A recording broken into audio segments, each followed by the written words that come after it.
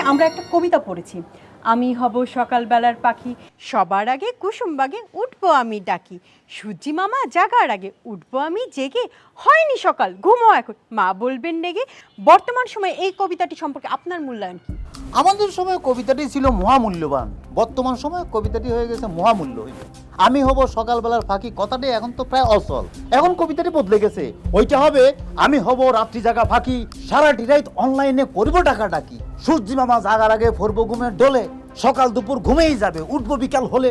আমরা যদি রাত না জাগি মোবাইল কোথায় রবে, তোমার ছেলে জাগলে তবে মোবাইলের কাজ হবে। এখন অনেকের মুখে ওয়াশ শব্দটি শোনা যায়, এই ওয়াশ সম্পর্কে আপনার কোনো ধারণা আছে? ওয়াশ বলতে তো অনেকে হ্যান্ড ওয়াশ নাইলে মাউথ ওয়াশের কথা বলি, কারণ করোনাকালীন সময় হ্যান্ড ওয়াশ বেশ জনপ্রিয়তা পেয়েছিল। আরো কিছু ওয়াশ আছে যেটা না বললেও বোঝা যায় কি ধরনের ওয়াশের কথা বলা হয়েছে। যেমন যেমন ধরেন একটা আই ওয়াশ আর একটা ব্রেন ওয়াশ, এবং ক্রিকেট খেলার টক শোতে একদল আরেক দলকে হোয়াইট ওয়াশ করতেছে।